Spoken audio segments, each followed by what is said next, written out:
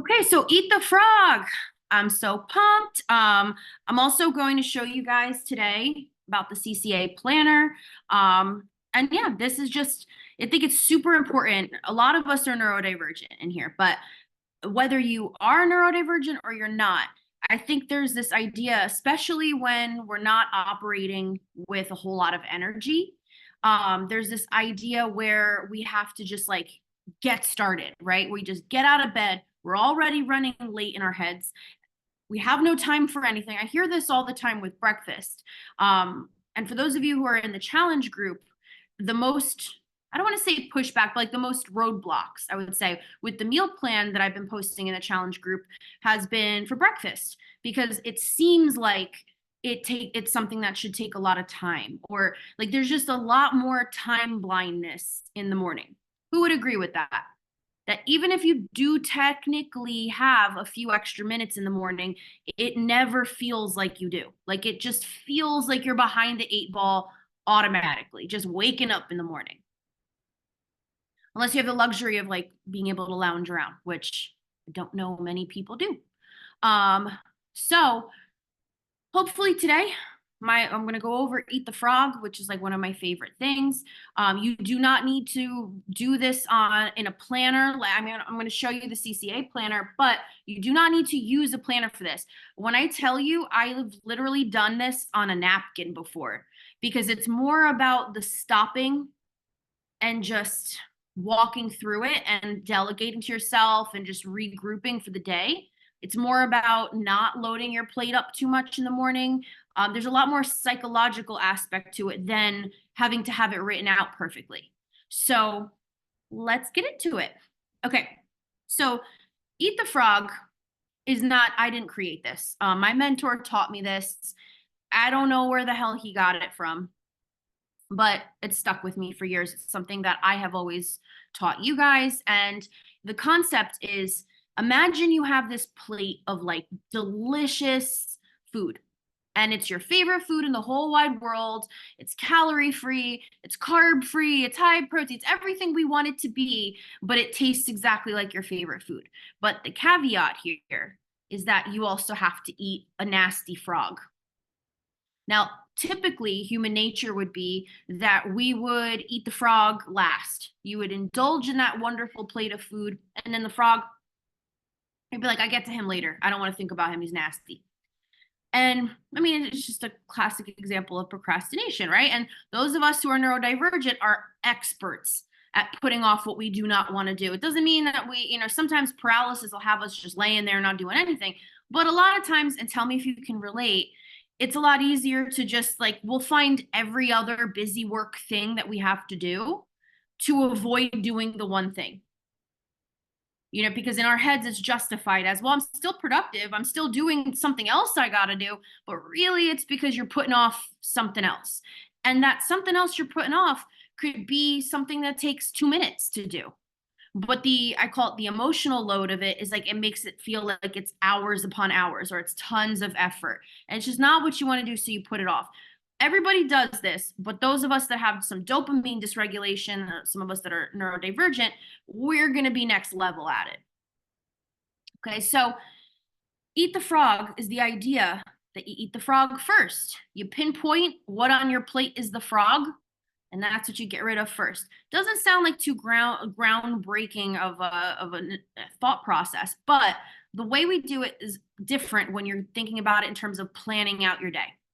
Okay, so I'm going to use the planner here, the wonderful planner. And by the way, I have so many of these. Like, I had to order a minimum amount of these to get them made. This sounds ridiculous. I did this like a couple years ago, and I just love this. Like, these planners are tactily so satisfying, and I love the color of them and everything. But to get them, I needed to order a minimum amount. I have a shit ton of these, and they are currently taking up the closet space that I need in the nursery.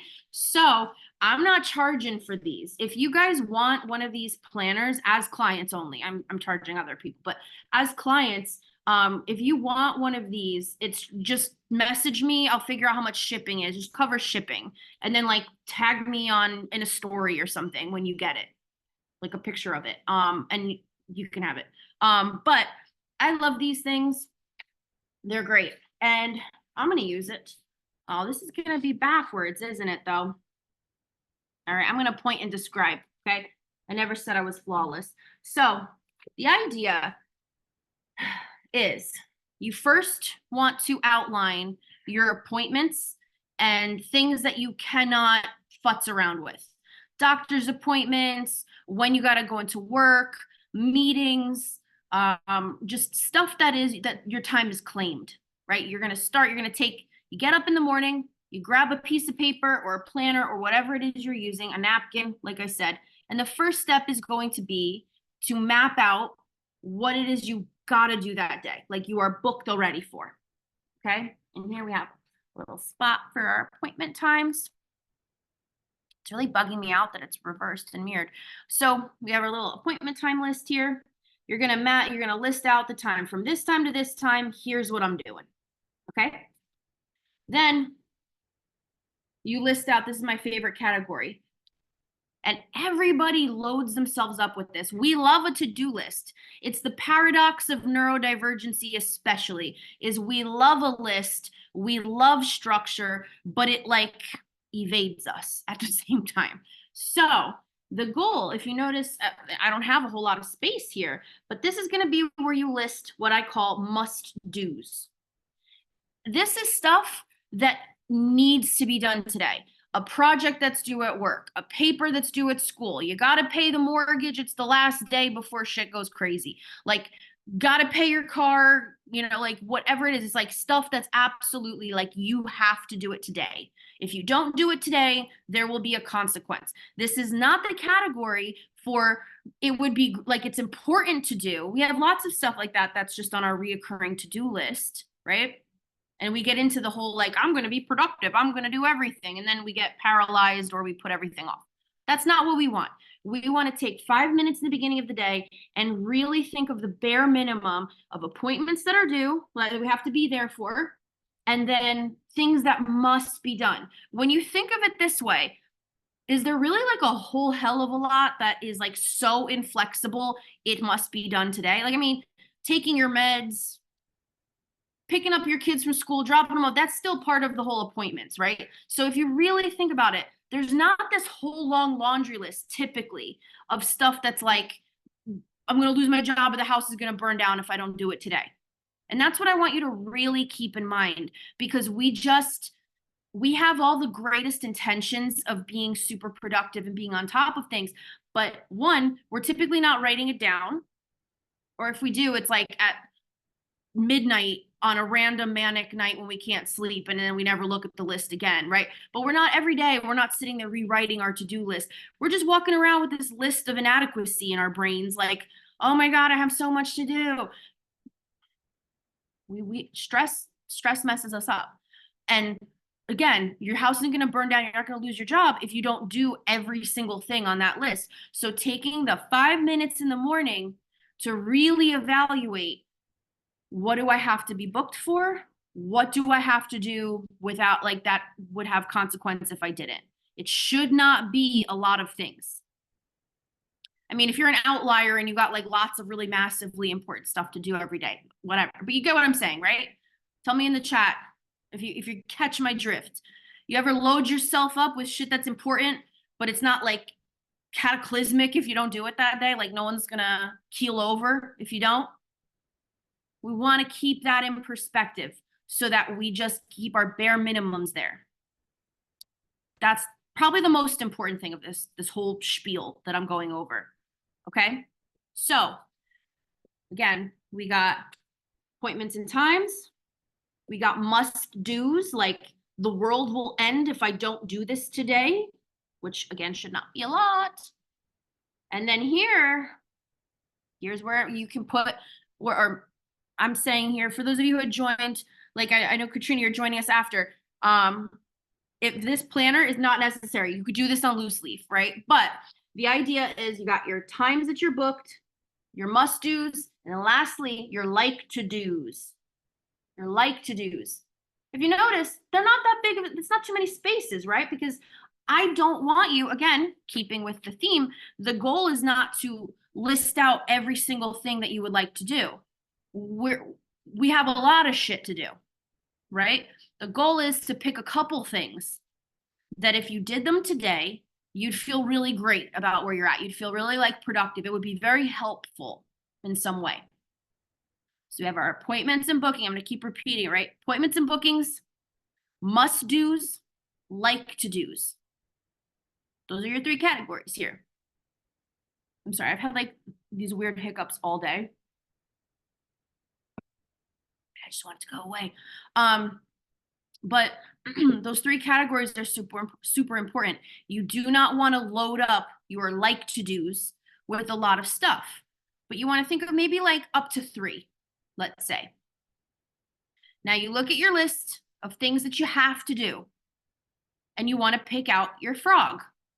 Your frog is when you're looking at that list and you're like, what do I want? Like, what do I naturally want to do last?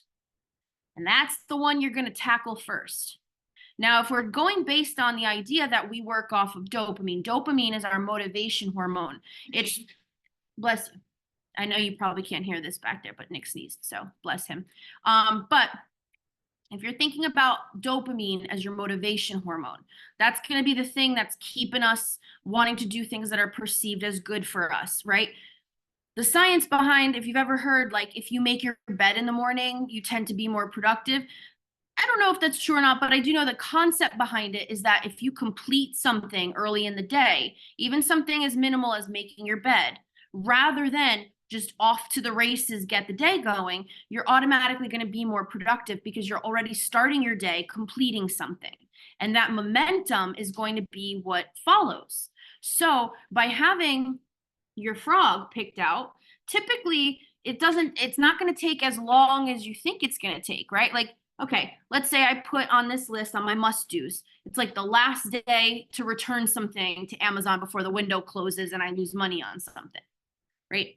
In my head, that's going to take forever. I have a million other things to do. I'll get to it eventually. I'll go to Kohl's to bring it back later on tonight. And then you miss it. But the frog is, okay, let me look at my appointments. When is the like earliest opportunity I could possibly get this done and eat this frog? And really it takes 10 minutes. Like it's so easy to return something. I'm saying this as someone who before this would miss the window all the time. To be honest, I still kind of miss the window sometimes, but for the sake of examples, right? We're being good here. I did return a dress the other day. Be proud of me. But eat your frog. Look at your list of appointments and say, okay, I have an hour at this time, or I get out of work at this time, whatever it may be. But you in the morning, because you're doing this in the morning, you already have an idea of when you're going to eat that frog. And then that's what you do. And then once you complete it, you cross it off your must-dos, you move on to your next frog and your must-do list. And then you cancel that out. You're like, okay, good, got it done. Whether it's responding to an email, like I said, researching something for a project, completing a project, anything like that. You're gonna, once you complete something, it kind of builds that momentum where you're like, hell yes, like look at me, I completed something. And then it makes it easier to barrel through your list. And because you don't have everything under the sun on this list, you only have a few things. It's kind of like baby stepping through your to-do list. Thoughts on this so far? Tell me in the chat. Thoughts on this so far?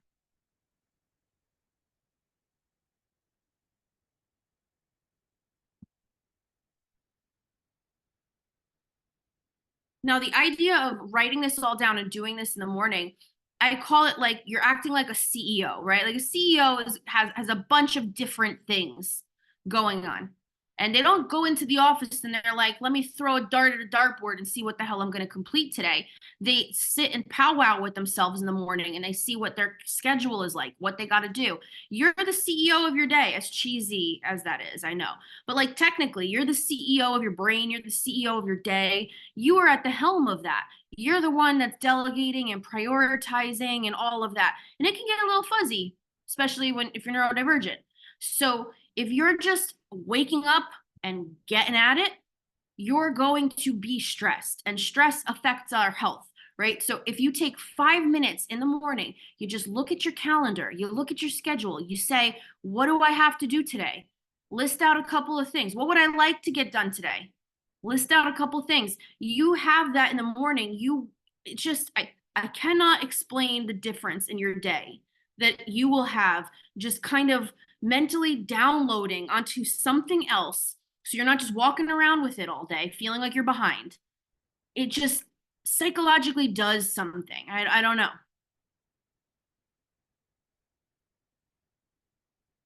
See, Susan, I think it's a great idea. I think I definitely feel less overwhelmed when I have a lot going on.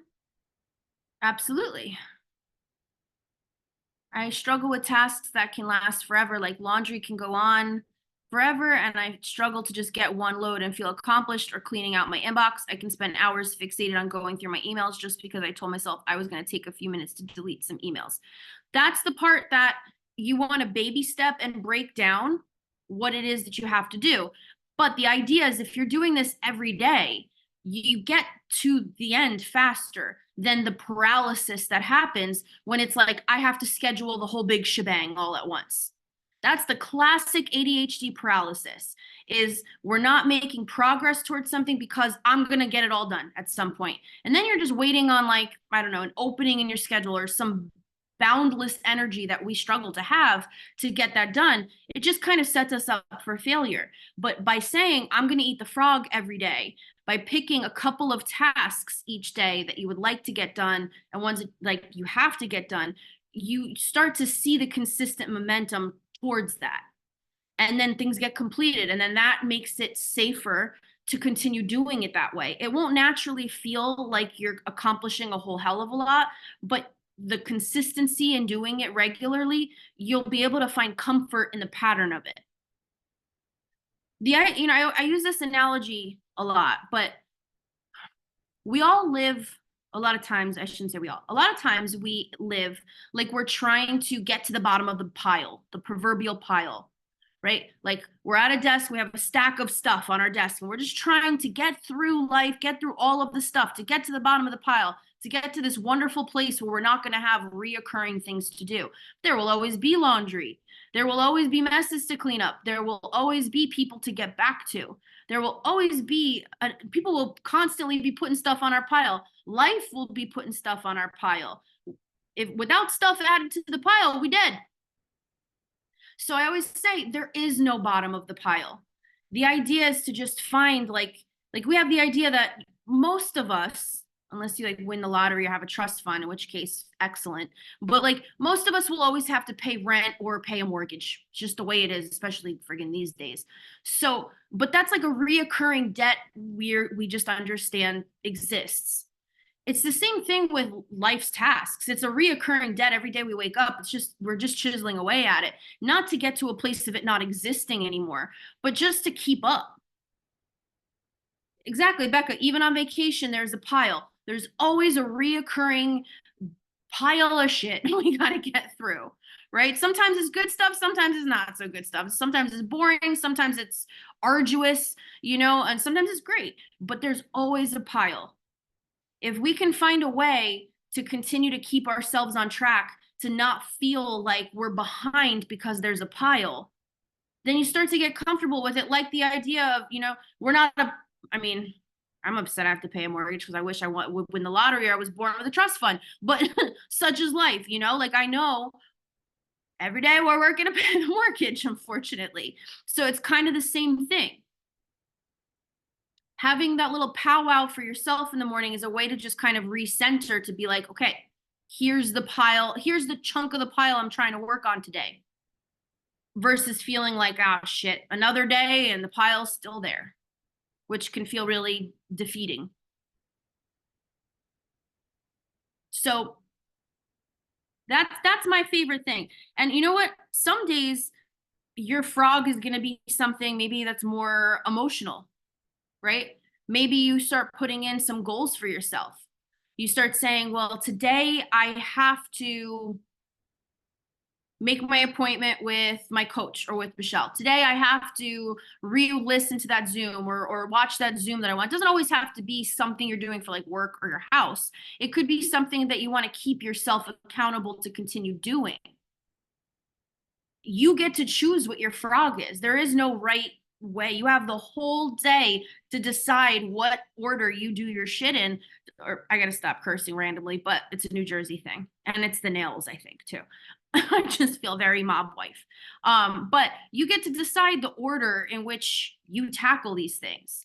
No, I'm not going to judge you because you should have done this first or that first, but having it all mapped out for you in the beginning of your day is going to give you a lot more bang for your buck. How many people struggle with prioritizing eating during the day? And that's why it ends up being like whatever you can grab, whatever's easiest all the time. Is that ever an issue for anyone in here, especially breakfast and lunch, especially during work days? Because I love these videos I see on Instagram. Like I saw one today and it was like, what I eat in a day as someone who's lost 100 pounds. This dude was like full on cooking all day. And I was like, what do you do for work? Because like I work from home and I don't even have the time to cook all day long. Like, so it's literally like you either just grab whatever's there, or you're waiting till you're starving, or you go out for something, or you order something, and then you look back at your day and you're like, I had no control over what I did. Not because you're like sitting there and you're in a gluttonous way, like I can't control myself. A lot of times it's just that the day runs away with us. Yeah, or like back, I'm living on cheese sticks or living on pepperoni, like whatever the hell I can grab. Again, better than nothing, so I'm not knocking it, but it's really hard to feel like you're not just like your day is not dictating to you versus you dictating to your day. So maybe you put that as part of your frog in here. Your frog is just getting your food together in the morning for the rest of the day. And I'm always saying, like, when I'm talking to people about like, well, how much time do you have in the morning? A lot of people literally tell me, like, because especially if you're not feeling well, if you're exhausted, they are really waking up really close to the time of needing to get out the door. That's a totally different struggle. But I can't tell you how many times I'm like, what time do you wake up? What time do you got to get out the door for work? And there's like a good hour to 2 hours in there. Morning time blindness is really hard because like you're not feeling well, you're anxious because the whole day is ahead of you, you already feel behind. Having an eat the frog, again, this could be a napkin, but like having an eat the frog kind of plan that you are dictating to yourself and prioritizing what's important to you, like it's going to take a load off your shoulders because you're not just like, let's see how the day unfolds, which is going to be nuts every single time. I'm gonna get up 20 minutes before I need to leave kind of girl, and having a toddler makes that even worse. Totally. And that's like a legitimate thing, like that's like you have a whole other person who is like not an adult to have to prepare for their day as well. So I think having that little like powwow with yourself, maybe you're preparing your stuff the night prior, which sounds like really cheap advice, but if you go, I think it's what did I call it? The morning and nighttime routines to set you up for success. I think it was like a recent Zoom I did last month. That one talks about trying to figure out like when you have to allocate certain things. Not everybody's going to be a wake up hours before you have to get out the door type, and that's totally cool. Just not realistic for everybody, but again, having that little powwow with yourself in the morning where it's not just all up here, it's actually on something else. Psychologically, it feels like you have backup, and it helps you pick your priority for the day. You're a frog, I should say. Let's see. You said the noon and 12:30 meetings ruin my lunch daily. That's a rough time for meetings. Yikes. Are people like eating on those meetings? That would be. I'll be eating my sandwich, talking to whoever I talk to. But that is a super inconvenient time for a meeting. Some eat, some don't, depends on the day. Is there a PDF version of the CCA planner? I'd like to add it to my happy planner. I don't have one made, but I can try to work on that. I'll put it on my list for my own frog, my own Eat the Frog list, and I'll send that over to you. That's a good idea. So, now I want to know for you guys, what would be, let's use an example. Let's use tomorrow as an example, right? Okay, so those of you who are at home right now, if you're willing to do this with me, go get a piece of paper, a napkin, the back of an envelope, a notebook, whatever the hell it is. Go get one of those and go get a pen if you're not already taking notes. And tell me, send me an emoji, put an emoji in the chat when you got it. We're gonna do a little mock-up together.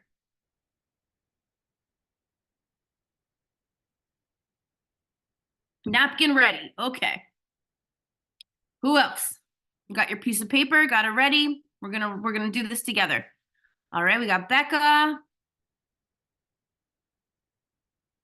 I'm gonna get a pen because I'm gonna do it with you. I'm gonna do it in my own planner.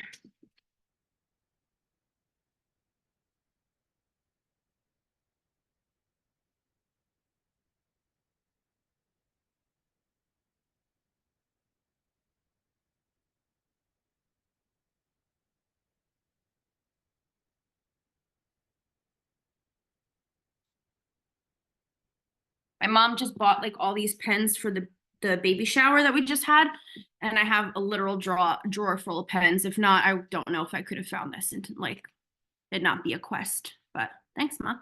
All right, so we got everybody. See emojis there. Okay, so I'm gonna do it with you. And by the way, the planner's so cute. It has like a spot for your baby steps here to put your focus in. It has an area for affirmations so that you can focus on that. It has general notes. So if it's like there's some shit going down that day, you can put it in here. I just love it. And again, just text me, tell me you want one, send me your address, and I'll tell you how much shipping is and just cover the shipping and I'll send it to you because I need to get these out of my house so I have room to put my baby stuff away. Okay, so let's do it together. First thing, let's look at tomorrow. And now this actually brings up another point too. If you are not using a calendar app of some kind, I just use Google Calendar. Like it's super easy. I always have it on my phone. I schedule everything. If I have appointments, obviously, calls, obviously. If I have to remember to call someone or I have to remember to text somebody, I will set parameters. I'll put it in there as an event. Every little thing I can, I put in there. In the beginning, when I was trying to get used to eating regularly, I would even schedule in like decide on dinner, start cooking dinner. Like I put everything in my app because otherwise it's just up here. And you might be doing it with having it just up here, but I can't tell you how much of a load it is off your shoulders to just have it somewhere so that, like, I don't deny anybody, like, we're all functional adults here. Like, I don't deny anybody's not capable of being able to remember all these things, but like, why have to take on that burden? There's a free app, there's a free platform you can use that can take it out of here, So there you go. Okay, so look at your calendar or just remember what you got tomorrow. If you're not quite there yet, I highly suggest it. And then we're going to first do our appointments and times. So list it out in here. I'm going to do it with you. Open up and put all my calls for tomorrow in here.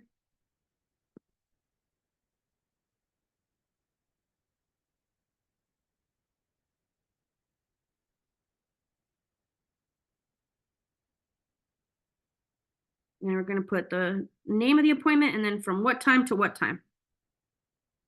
So this way you get an idea of open blocks and windows. So if you have like bring the baby to daycare, I don't know, send in, like clock into work at this time, clock out for lunch at this time, like try to really get an idea. This is the one that you do want to kind of be elaborate on, like really write like when your time is already accounted for. That's what you're going to put here. Okay.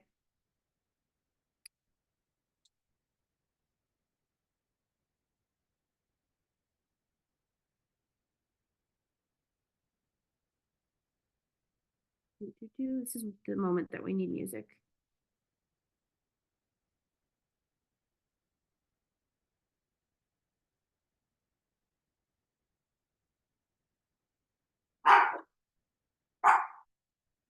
Can you guys hear my dogs barking? It still bugs me out that Zoom takes care of the audio in the background for me because that's literally nothing I've ever set up myself.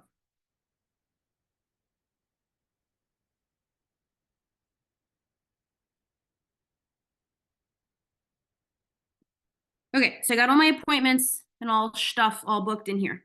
Okay, you guys all good? Then you have all your stuff plotted out. Then the next task you're gonna do, you're gonna pick. Well, you don't pick this one, I guess, but be really honest with yourself. Don't put arbitrary things in here because you want to be super productive and you want to shoot for the stars. Like this is that we want to be like mediocre at best here, right? But like truly list out the things that would be really, really consequential if you didn't do them tomorrow. Stuff that is due. Projects, an email like you have to send, you have to get back to someone. Just something that is absolutely mandatory to do tomorrow. Pay a bill that's due, cannot be late, whatever. Go ahead and put that in the must do's.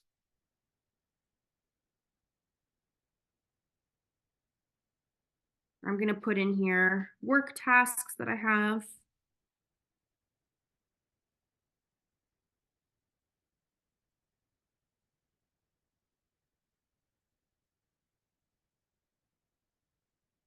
I'm going to put this recording up because that is consequential. I want everybody to have access as soon as possible. Something I'm working on. That's going to be my frog, I bet. Post a recording. Okay. I'm going to put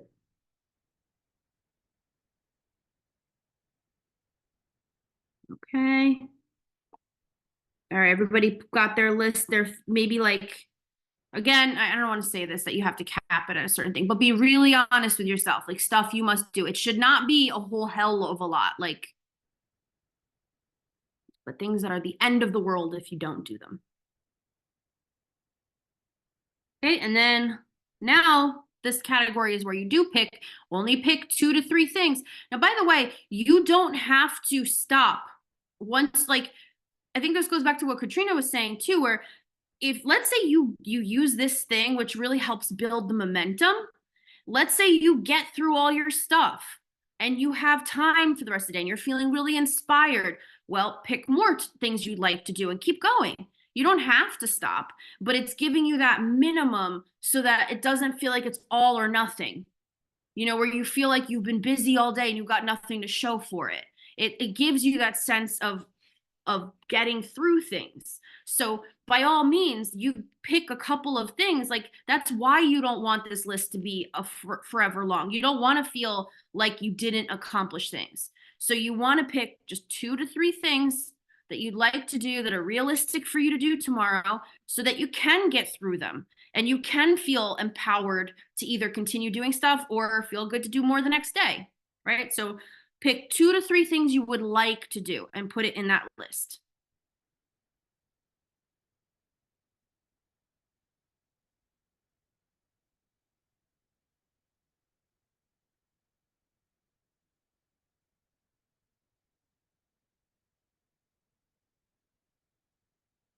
I'm going to try and finally make my sardine toast video tomorrow because I know it sounds so gross, but I promise you I liked it even before I got pregnant. So it's not a weird pregnancy thing, but I'm determined to make people like canned fish. Okay, so I got my 2 things here written down. So now I want you to look at this. I want you to pick out your frog. I want you to look at this list and pick out the thing that you would tend to put off to the absolute last minute because it's just like meh. Either you're, I don't know. Sometimes you don't even need a reason why you push it off. It's just the way neurodivergence works. I mean, sometimes it's just how procrastination works, right? Neurodivergent or not. But like I said, us ND people are like experts at this, but we have that demand avoidance, right? So whatever you feel like you're like, naturally, that's your frog. You're going to eat that little bitch first. Okay. Worst one identified. Okay, Becca. So we're going to circle that one. Here, there's a little space for it on the planner, but if on whatever you're writing it on, circle it. That's your frog. You're going to look at your appointment times and you're going to try to find the earliest slot you can possibly get to eat that frog. And that's when you're going to eat the frog. And that's it. This is what you're doing. So this is what I'm telling you to do in the morning. Just take 5 minutes. It might not feel like a lot. You might not listen to this like it's absolute, the end all be all must have, right?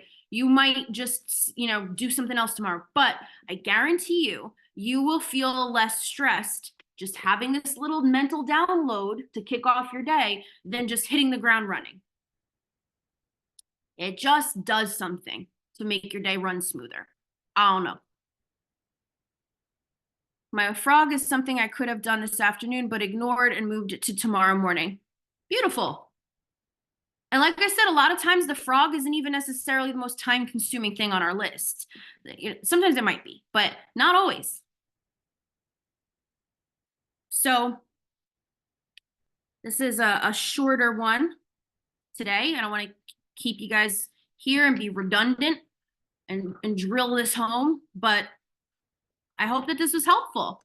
My frog is eating. I just hate stopping to eat or having to prepare foods.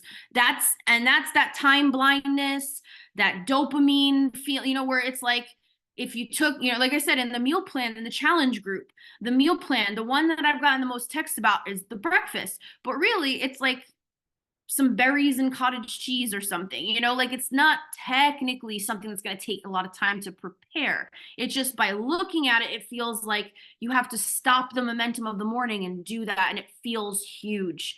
And that's exactly, I feel like a lot of us just approach eating that way. It's understandable completely.